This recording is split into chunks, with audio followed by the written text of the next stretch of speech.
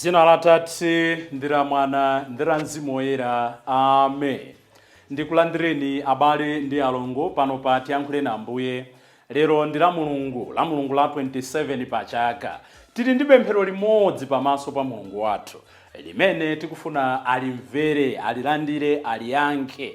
Mujatinenera tikamachita ma intercession kuti Ambuye mutimvere, Ambuye mutivomereze. Pempho lathu ndiloti chani? Ambuye mutonjezere chikhulupiriro. Mawu oyamba akuchokera m'buku la mneneri Habakuku mutu 1 ndime ya 2 mpaka 3 kupitiriza mutu 2 ndime ya 2 mpaka 4. Mawu athu oyamba timva mneneri Habakuku atatopa ndi kudandaula kuti akuona nkhondo, kumenyana, kusakhululukirana, kuponderezana, koma Ambuye akuoneka ngati sakulabada, sakuyankha. Kodi zimenezi zikukhala bwanji? Yankho lake ndi lomwelo: Ambuye tonjezereni chikhulupiriro. Amene akutiwerengera mawu oyamba ndi a Julie Chimtengo kuchokera ku St. Agnes Outstation, St. John's Msamba Parish mu Archdiocese ya Lilongwe. Ndipo salimo yathu ya tsiku la lero ndi salimo namba 95, imene kuyankha kwake tikuti: lero mukadamvera mawu ake, tsono musaumitse mitima yanu. Bwerani timuimbire chauta, tiye tifule ndi chimwemwe kwa iye, thanthwe lotipulumutsa. Tiyeni tikafike pamaso pake tikamthokoze, timuimbire nyimbo zotamanda. Kuyankha kwake tikuti: lero mukadamvera mawu ake, musaumitse mitima yanu. Mawu achiwiri akuchokera mu kalata yachiwiri ya Paulo kwa Timoteyo mutu 1 ndime ya 6 mpaka 8 kupitiriza ndime ya 13 mpaka 14. Mawu athu achiwiri Paulo woyera akumutsindikira mwana wake muzimu Timoteyo kuti usachite manyazi, limba mtima, chilimika pakulalika zoona. Ambiri timati tikatsutsidwa nkhani ya chikhulupiriro timabwerera m'mbuyo. Pempho lathu likhale lomwelo: Ambuye tonjezereni chikhulupiriro. Amene akutiwerengera mawu achiwiri ndi a Moses Matsatsa kuchokera ku Queen of Peace Parish, Diocese ya Cape Town, mdziko la South Africa. Pamene mthenga wabwino tikupitiriza kuwerenga mthenga wa Luka. Tili mmutu wa 17 ndime ya 1 kulekeza 5, kudzawerenganso ndime ya 10. Amene akutiwerengera mawu a mthenga woyera komanso kutigawira mawu ndi Reverend Father Francis Damaseke kuchokera ku St. Peter and Paul na Tenje Parish mu Archdiocese ya Lilongwe. Ambuye tonjezereni chikhulupiriro. Mawu oyamba. Mawu a m'buku la mneneri Habakuku. Kodi inu chauta, ndidzakhala ndikukupemphani chithandizo nthawi yayitali bwanji, inuyo osandiyankha? Kapena kukudandaulirani kuti nkhondo kuno, inuyo osatipulumutsa? Chifukwa chiyani mukufuna kuti ndiziona mavuto oterewa? Chifukwa chiyani mukulekerera zoyipa? Posepose ndikuona chiwonongeko ndiponso nkhondo. Pali ndewu ndi kukangana kwambiri. Chauta adandiyankha kuti, lemba uthengawu, ulembe mooneka bwino pa mapale, kuti wowerenga awerenge mosavuta. Uthengawu ukudikira nthawi yake. Nthawi yakeyo idzabwera mofulumira, sizidzalephera kuchitika. Ngati zioneka kuti zikuchedwa, mudikire. Zidzafika ndithu, sikuchedwa ayi. Ochita zoyipa adzalephera, koma koma ochita chifuniro cha chauta adzakhala ndi moyo chifukwa cha kukhulupirika kwake. Mawu a Ambuye. Tithokoze Mulungu. Mawu achiwiri. Usachite manyazi kuchitira umboni Ambuye. Mawu ankalata yachiwiri ya Paulo kwa Timoteyo. Chifukwa chake ndikukumbutsa kuti mphatso imene Mulungu adakupasa pamene ndidakusanjika manja uyiyasenso ngati moto. Paja mzimu amene Mulungu adatipasa si mzimu wotipasa mtima wamantha ayi, koma mzimu wotipasa mphamvu, chikondi ndi kuzigwira. Iye adatipulumutsa ndipo adatiyitana kuti tikhale anthu ake. Sadachite zimenezi chifukwa choti ife tidachita zabwino ayi, koma chifukwa mwini wakeyo adatikonzeratu motero. Ndiponso chifukwa mwa Khristu Yesu adatikomera mtima nthawi isadayambe. Uwagwiritse mawu owona amene udamva kwa ine, kuti akhale chitsanzo choti uzitsata. Uzichita zimenezi mwachikhulupiriro ndi mwachikondi, zimene zili mwa Yesu Khristu. Usunge bwino zokoma zimene adakusungitsa pakutsata Mzimu Woyera amene amakhala mwa ife. Mawu a Ambuye. Tithokoze Mulungu. Ambuye akhale nanu. Mawu amumthenga wabwino monga adalembera Luka oyera. Ulemu kwa inu Ambuye. Atumwi adapempha Ambuye Yesu kuti mutonjezere chikhulupiriro. Koma Ambuye adati, mukadakhala ndi chikhulupiriro ngakhale chochepa kwambiri ngati kambewu ka mpiru, bwezi mutauza mkuyu kuti zuka kadzibyale m'nyanja, ndipo ukadakumverani ndithu. Yesu adatinso, utha kukhala ndi antchito olima kumunda kapena oweta nkhosa. Pamene iye wafika kuchokera kumunda, kodi ungamuze kuti bwera msanga udye? Sungatero ayi, koma udzamuza kuti konzere chakudya. Ukonzeke kunditumikira mpaka ineyo ndidye ndi kumwa, iweyo udya ndi kumwa pambuyo pake. Kodi ungamthokoze wantchitoyo chifukwa chakuti wachita zimene unamlamula? Choncho inunso mutachita zonse zimene adakulamulani muziti, ndife antchito osayenera kulandira kanthu, tangochita zimene tikuyenera kuchita. Mthenga wa Ambuye. Ulemu kwa inu Ambuye Yesu Khristu. Abale ndi alongo, monga ndanenera poyamba, lero tabwera ndi simple request before our God. Tikupempha chinthu chimodzi chokha.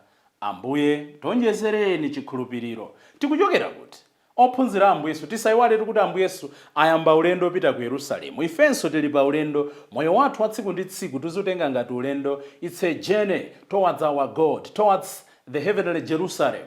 Nde pa ulendo umenewu Ambuye Yesu akuyenda nawo. Wayamba kuwaphunzitsa zonena kuti pakati pawo pakhale kukhululukirana. Akuwaphunzitsa zoti pakati pawo pakhale kudzichepetsa. Musayiwale kuti adayamba chinkulirano, ine mufumu umenewu ndikakhale uku, ine ndikakhale potero. Pakati pawo pali chinkulirano. Ndi Ambuye Yesu akuwauza kuti wamkulu mwa inu amene afuna akhale wamkulu adzichepetse ngati mwana. Akuwaphunzitsa the dangers of scandal, kuti musamachite zinthu zokhumudwitsa ngakhale tiyana tachichepere. Ali ndi tsoka amene amakhumudwitsa ofoka mchikhulupiriro.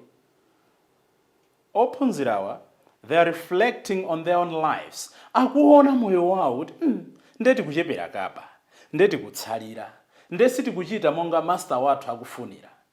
Ndi mmene inu ndi ine tikuyenera kumachitira. Kumadziyang'ana, ndikuchoka kuti, ndayima pati, ndikulowera pati. Kodi uzimu wanga ndikukula?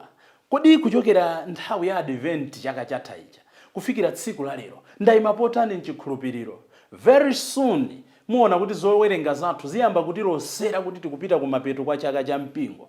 Lero tunena kuti ndi la Mulungu la 27. Kodi ndili potani? Koma tunena kuti monga ophunzirachi atadzipanga evaluate, adaona kuti zativuta.